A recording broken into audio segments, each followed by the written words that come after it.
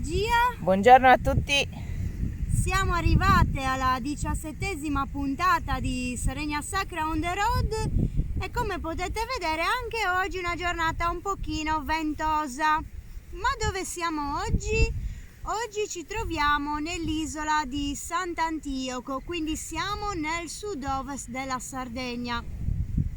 Più precisamente in questo momento ci troviamo nell'istmo di terra che unisce l'isola alla terraferma, quindi all'isola madre, la Sardegna, e ci stiamo addentrando appunto nell'isola di Sant'Antioco dove gireremo la puntata di oggi. Una breve anticipazione di quello che faremo oggi, quindi come al solito. Ora ci troviamo a Imenir su Pare Samongia, ne parleremo ovviamente dopo la sigla, ma continuo con l'anticipazione. Durante questa giornata visiteremo alcuni siti archeologici, ci dedicheremo ancora all'epoca preistorica e protostorica, nonostante, come molti sanno, l'archeologia dell'isola di Sant'Antioco è ricchissima. E proprio per l'importanza della città, dell'antica città di Sulci, che è stata fondata all'inizio dell'VIII secolo, la più antica città della Sardegna e una delle più antiche città del Mediterraneo occidentale, noi oggi vi vogliamo parlare di quello che c'era prima di questa città, quindi di tutto il periodo preistorico e protostorico.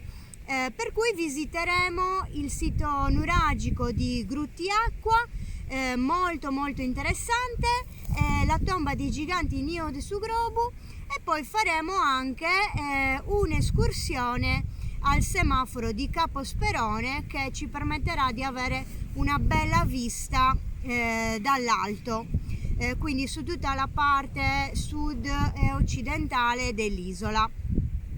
Bene, speriamo che il vento ci grazi e vi diremo com'è andata e cosa siamo riuscite a fare quest'oggi dopo la sigla.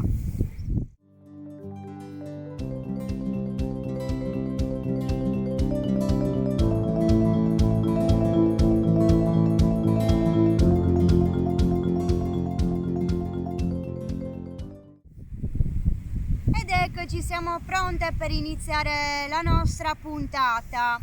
Ecco, come vi dicevo, qua siamo in un sito importante, sono due menhir che appunto nella tradizione popolare, si pensa che questa tradizione risalga all'epoca medievale, sono chiamati Suvara e Samongia, ovvero il prete e la suora. Infatti, secondo questa storia, Suvara e Samongia, il prete e la suora, erano due amanti che poi a causa insomma dei loro peccati, quindi di questo amore clandestino, sono stati pietrificati. Ora, chiaramente noi sappiamo che i menhir sono delle pietre sacre di epoca preistorica e che uno dei loro significati è quello legato appunto alla fertilità. In sardo sono chiamati menhir perdas fictas e ne abbiamo oggi censiti circa 1.000.000. Quindi insomma, come abbiamo detto anche in altre puntate, la Sardegna fa a tutti gli effetti parte nel neolitico diciamo del fenomeno del megalitismo europeo. È interessante, come vi dicevo, come anche una tradizione più recente in cui queste pietre diciamo sono giudicate un po' negativamente, sicuramente anche dagli influssi del cristianesimo, si mantenga però tuttavia una loro connotazione legata a qualcosa che riguarda la fertilità, quindi questo amore clandestino, ma ancora più interessante il fatto che venissero identificate come una pietra maschile e una pietra femminile, ok? I menhir, come vi dicevo, sono quindi solo due, sono una coppia. Chiaramente non possiamo sapere se nel Neolitico qua in questa zona ce ne potessero essere altri, ma diciamo che oggi abbiamo questa coppia e sono chiaramente in di menhir. Uno è più alto, è quello dove mi trovo io adesso, su Vara, che è alto circa 3 metri, mentre alle mie spalle il menhir femminile, alto oggi sui 2 metri, ma come potete vedere la punta è spezzata. Qua in questi dintorni chiaramente sorgeva un insediamento in epoca neolitica, e questo ci permette di dire con assoluta certezza che quest'istmo di terra risale ad epoche molto antiche, anche se chiaramente il suo aspetto, per come lo vediamo oggi, è anche il frutto di modificazioni antropiche avvenute nel corso dei millenni. Come vi dicevo, quindi questo istmo congiunge l'isola di Sant'Antioco, che è un'isola a tutti gli effetti, con la Sardegna, un istmo molto stretto che si è formato per diciamo i detriti depositati dal rio Palmas. Nella preistoria è probabile che più che un istmo continuo di collegamento tra la Sardegna e l'isola fossero piuttosto una serie di isolotti che poi erano congiunti anche poi artificialmente, poi anche nel corso del tempo. Ancora oggi vediamo infatti i resti della strada romana e del ponte romano che appunto è rimasto in uso per tanto tempo. Attualmente, come sa insomma chi è già venuto da queste parti o chi si è documentato, abbiamo proprio una strada asfaltata che congiunge le due estremità. Infatti vedete anche passare, anche nella scena di prima avete visto passare le macchine proprio a brevissima distanza da qui.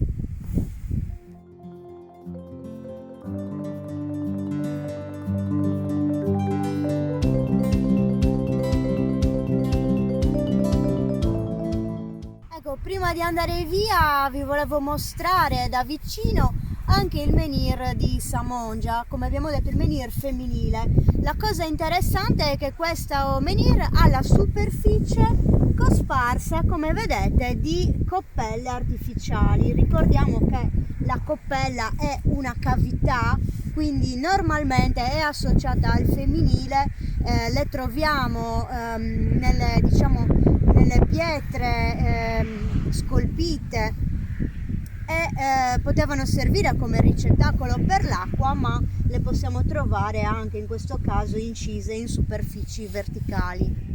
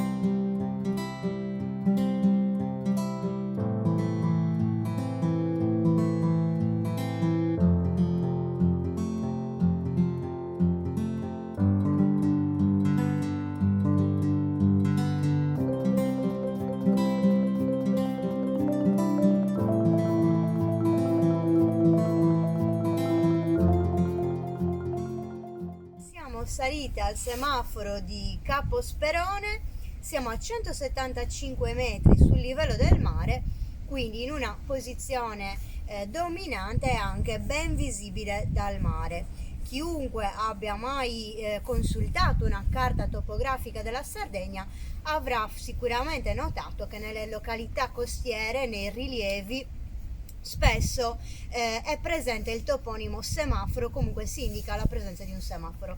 Sono dei semafori navali che venivano utilizzati nell'Ottocento, prima chiaramente che ci fosse l'attuale tecnologia. Questo semaforo fu costruito infatti alla fine dell'Ottocento e mantenne le sue funzioni. Chiaramente durante le due guerre fu anche utilizzato per fini bellici, data la posizione strategica, e fu anche danneggiato dai cannoni, ma comunque fu continuato a utilizzare fino al 1957 come postazione di comunicazione della Marina, finché appunto in quegli anni fu dismesso e poi abbandonato. Chiaramente poi l'abbandono di una struttura che è anche così esposta agli agenti atmosferici ha portato all'attuale condizione di rudere. È veramente un peccato vedere quanti ruderi di edifici storici abbiamo in Sardegna e che attualmente sono abbandonati anche in posizioni paesaggistiche veramente incredibili, come in questo caso.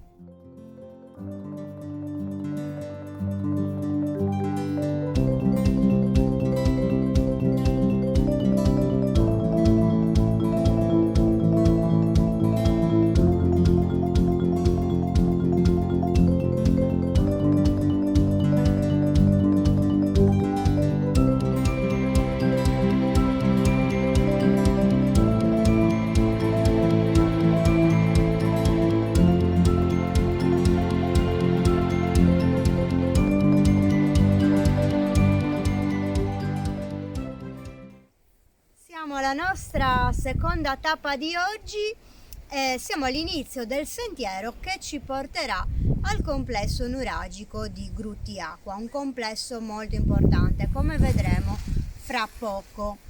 Prima di arrivare, una veloce introduzione all'isola di Sant'Antioco in età nuragica, quindi nell'età del bronzo. Pensate che in tutta l'isola sono elencati, censiti 47 nuraghi, 14 insediamenti, 9 tombe dei giganti e un pozzo sacro che si trova proprio qui nel complesso di Gruttiacqua. Quindi anche l'isola di Sant'Antioco in epoca nuragica era occupata in modo capillare. E ora ci avviamo verso il sentiero.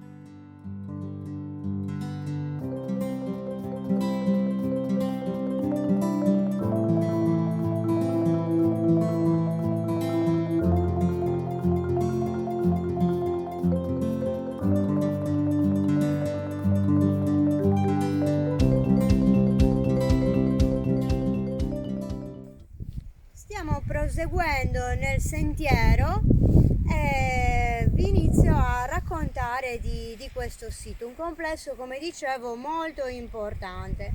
Qui abbiamo i resti di ben 2 nuraghi, un nuraghe a corridoio, quindi di tipo più arcaico, e un nuraghe polilobato, che è il più grande di tutta l'isola di Sant'Antioco.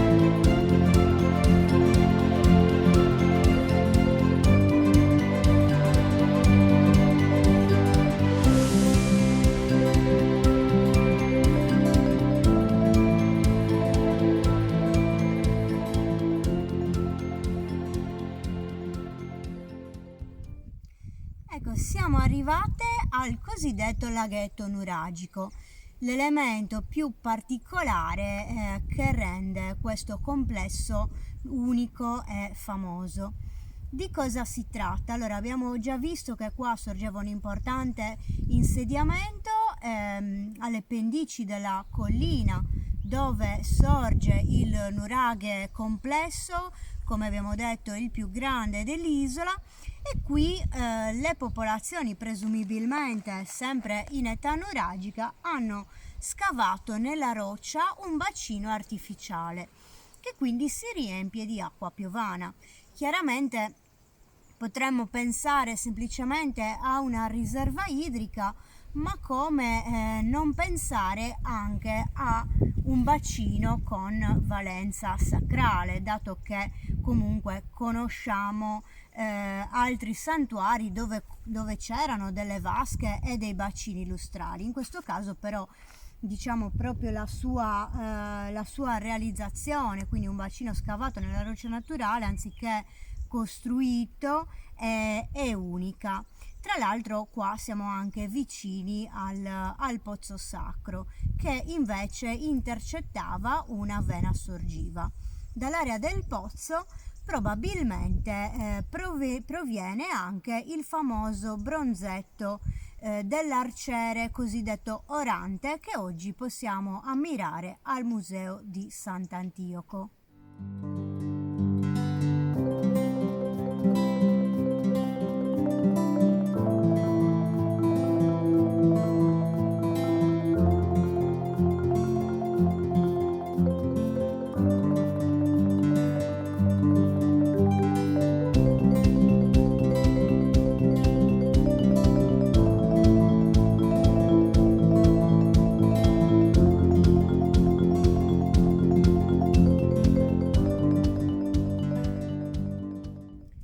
Vediamo una foto del bronzetto di cui vi ho parlato e qui una foto del pozzo sacro. Oggi il pozzo sacro non è accessibile e non è visibile, il vestibolo è stato tutto puntellato ed è circondato da una rete, per cui non si vede nulla da fuori, per cui preferiamo mostrarvelo così dal pannello.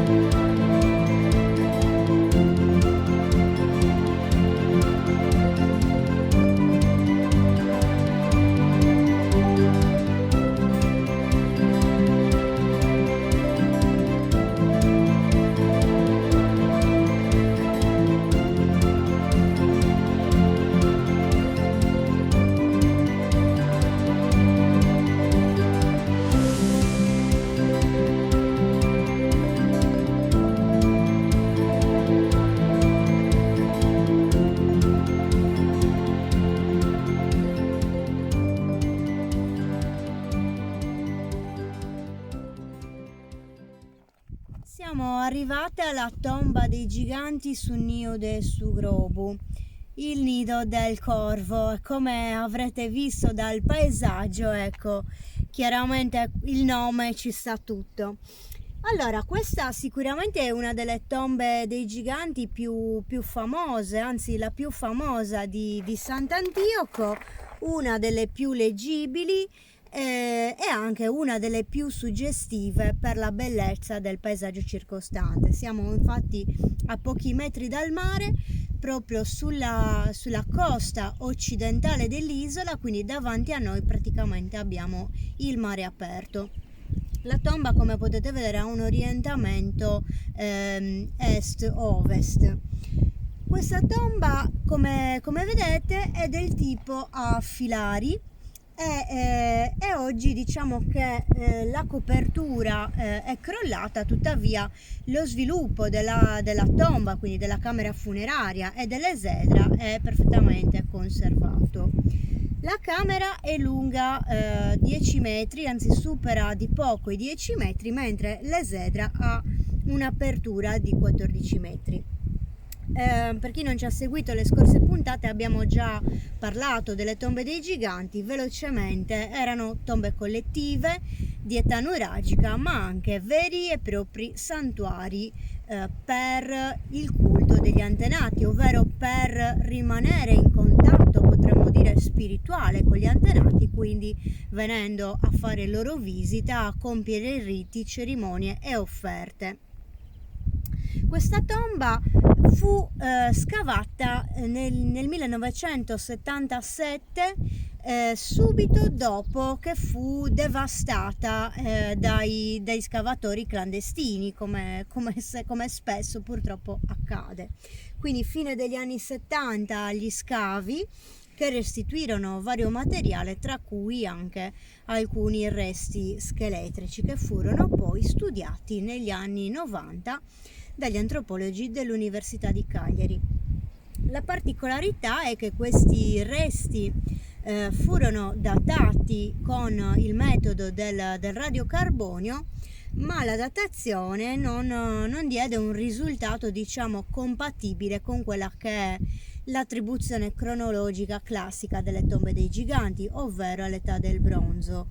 La datazione diede un risultato compreso tra l'VIII e il IV secolo a.C., quindi nella piena età del ferro. Questo, diciamo, può essere dovuto sia a un riuso successivo della tomba o un uso diciamo senza soluzione di continuità nel corso dei secoli, magari un pochino più improbabile, ma sicuramente a vari riusi della tomba, oppure al fatto che al momento del recupero dei resti scheletrici questi siano stati inquinati. A questo proposito, insomma, si può anche osservare che i resti erano in condizioni veramente molto frammentarie, ma diciamo che gli antropologi riuscirono a determinare il numero minimo di individui, ovvero in base alle ossa recuperate, quindi proprio alle singole ossa, capire quanti individui minimo erano sepolti. In questo caso hanno identificato almeno 20 individui. Questo chiaramente non esclude che ce ne potessero essere molti di più, chiaramente con resti che non si sono conservati o che sono stati devastati in occasione proprio degli scavi dei tombaroli.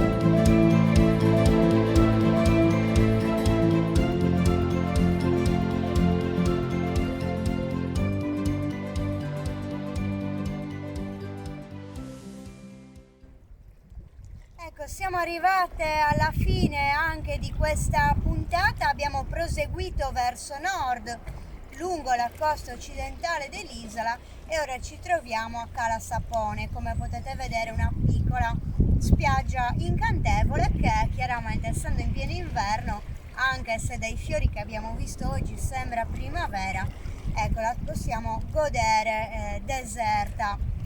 Bene amici, spero che anche questa puntata vi sia piaciuta e vi do appuntamento come sempre domani mattina alle 8, così scoprirete dove saremo domani. Come sempre non vi anticipo nulla. Grazie per averci seguito, lasciate un commento se questo video vi è piaciuto e se vi fa piacere condividetelo in modo da aiutarci a far conoscere un po' di più sia il nostro progetto che l'incanto di questa Sardegna nel pieno dell'inverno, il mese di febbraio, un anticipo di primavera. Sono molto felice oggi di aver girato questa puntata qui a Sant'Antioco, un'isola alla quale personalmente sono molto legata e affezionata.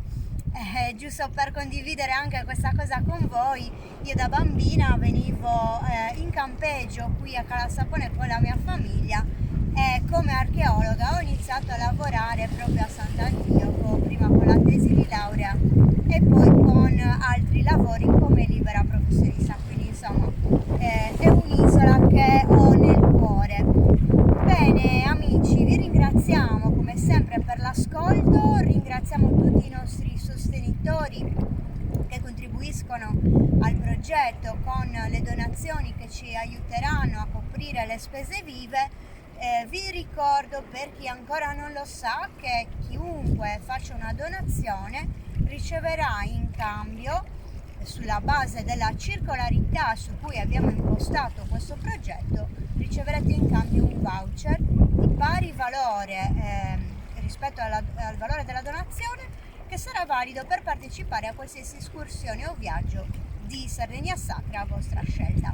Abbiate ancora pazienza, appena finiamo questo tour on the road e appena sapremo cosa uscirà fuori dopo il 5 marzo, pubblicherò il calendario almeno della primavera, inizio estate, dei viaggi e delle escursioni del 2021. Ringraziamo anche il nostro sponsor Macocco per le sue creazioni e per il supporto e vi ricordiamo che acquistando le nostre t-shirt e i gadgets contribuite al nostro progetto.